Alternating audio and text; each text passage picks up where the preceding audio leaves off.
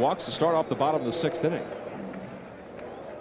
You think about it, too. Guys like Terry Hayden and Jin Cho. Jin Cho pitched in Sarasota, so he had game experience. Hayden, as you said, Scotty, you don't usually see that much real game experience in extended spring. You play some games, but nothing like this. No, the games are almost like inter-squad scrimmages. There's a few teams that are close by. Stats are kept, but it's not the important thing. They want the players to get some work, and they're trying to get them ready to go to the short season leagues. Now Hayden, who spent last year between Fort Myers and Lowell, actually had one win in Fort Myers for the Gulf Coast League. Graduated from the University of Detroit in 1997. 1-0 is popped up right around the center of the diamond. Merlone comes sprinting in. So does Jefferson, the first baseman. And Reggie puts it away on the glove side. There's the first out of the 6th inning. Jefferson called off Merlone, who was on the dead run from his second base position. And with one out and one man out, it brings Jim Chambly to the plate.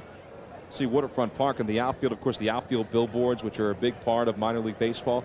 But the two scoreboards, the one video board and the main scoreboard, that's not really a big part of minor league baseball. It's something that is not really evident at a lot of facilities.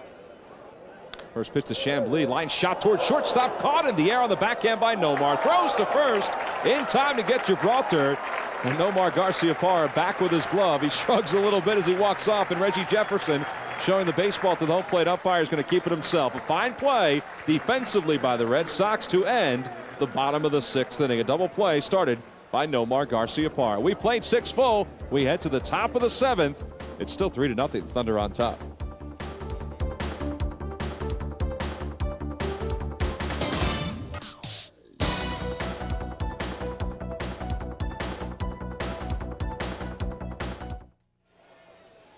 Well, as we head to the top of the 7th inning, Nomar Garciaparra in the Red Sox dugout made a heck of a play, Scott, to end the bottom of the 6th inning. And defensively, it looks like he's right on par. Tell you, the way that he made that play and threw off balance, and Jimmy Williams getting a chance talking to him and watch his play. And this is sort of his trademark now, that he's able to throw off balance and get as much on these throws. Reggie Jefferson makes a terrific play on the hop, but I think he's ready to put in the lineup this weekend. I think there might be a chance that he could go. Brian Rose is the new pitcher for the Trenton Thunder, facing Chaz Turney here in the top of the 7th inning. Turney fouls the next pitch away, so it's no balls and 2 strikes. Turney is another guy from extended spring training who's getting ready for the short season season. He's down there trying to get himself limbered up. And here we see Dan Duquette, the Vice President General Manager of the Red Sox, and joining us here in CN8. Dan, thanks for joining us tonight. Great to be here. We love Trenton, and we're glad to be here for the game. And that was the last thing that Nomar had to do, was throw on the run to be healthy to come back, and I'm glad to see him do it. You know, is it tough to gauge? I mean, you don't want to rush him along, but it looks like he's strong enough to come back and play. Is it tough to gauge? Well, we've been waiting for him to tell us that he's ready to go, and he had a little problem when he did throw sidearm, but now I think that's been resolved. That's why Jimmy Williams was so happy at the end of the inning. Well, it sounds like you're going to have to go do some paperwork sometime, either this evening or tomorrow before the ball game. Well, hopefully he'll be ready for the series in New York. We'd love to have him out there. He just means so much to the ball club. You saw in the ceremony tonight how the fans love him here, and when he makes more plays like that, they just like to come out and see him more. You know, Dan, we talked about the homegrown talent as Brian Rose bobbles the ball but then throws to first. A nice scoop by Gibraltar for the first out of this inning. We talked about the homegrown talent. It has to make you feel good to see players such as Nomar Garciaparra, guys like Ron Mayhay, Lou Merlone, Brian Rose make their way through the system and really have an impact on the Boston Red Sox. Well, it's great when you can sign these kids and get to know them as amateur players and then help them develop their skills where they can play in the big leagues. Nomar talked very eloquently about it tonight when they retired his number. Every player dreams of being in the big leagues, and then every player dreams of getting their number retired. But it's fun and it's gratifying for the people in the organization. They know that they're doing something to help the Red Sox, and it's interesting for the fans in Trenton to be able to say, I saw Nomar Garciaparra when he played here a couple of years ago. I saw Brian Rose make a start when he was coming up, and then to see him in the big leagues. I think that's the fun of baseball. That's what makes baseball fun and rich and a pleasure to be around. Count is no balls and 1 strike to Kyung Choi. And you see Brian Rose, the new pitcher for the Thunder. And his record so far, 1-1 with an 8.10 ERA. He's actually pitched much better than that ERA tells you. He's closed a couple of games for the Thunder, and he's one of the young pitchers who the Red Sox were able to pluck out of the Rule 5 draft from the Colorado Rockies organization. He has the count 1-2 to Kyung Choi. And we see Brian Rose, we see Kyung Choi at the plate for the Red Sox tonight, Dan. And this exhibition game gives you a chance to see some of the guys from single A and extended spring come up and face double A pitching. We were really looking forward to having Cho join our club and seeing him pitch. He came to spring training late. He wasn't in great shape. And he's one of the first players we signed as an amateur out of Korea. He's got great control, and we got a chance to see him pitch tonight. He pitched out of that last jam very effectively, and that was good to see. And he throws strikes with all his pitches, so he looks like he's going to be a good pitcher for us. Yeah, from up here with our replay, had a lot of real good life on his fastball, and he was in some situations where he threw some fastballs by some of the left-handed hitters. You know, as he has a chance to develop his breaking pitches and everything, he looked quite good. Yeah, he looks to me like he's got good pitches to get out the lefties. Needs a little bit more work on his consistency of his breaking stuff. But he looked very comfortable for just joining professional team. He had pitched in Trenton a couple years ago when the Korean team had come here to play. In fact, that's when we scouted him the first time, and we were able to sign him this winter from Korea.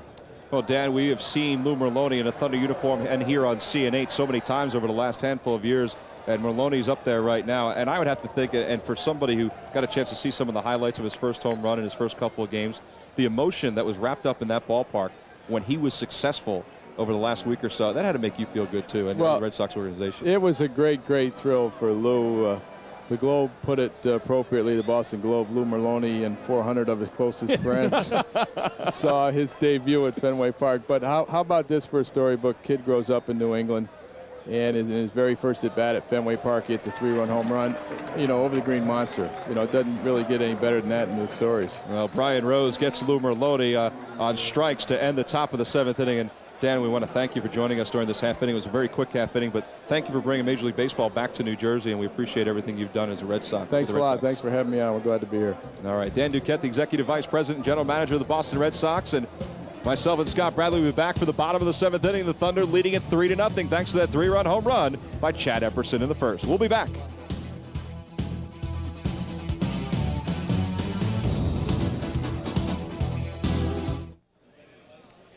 Oh, as we head to the bottom of the 7th inning, it's still dinner time for a lot of the fans who are on hand tonight with a 6:05 start. And as we head to the bottom of the 7th, let's send it down to Mick Mottinghoff one more time.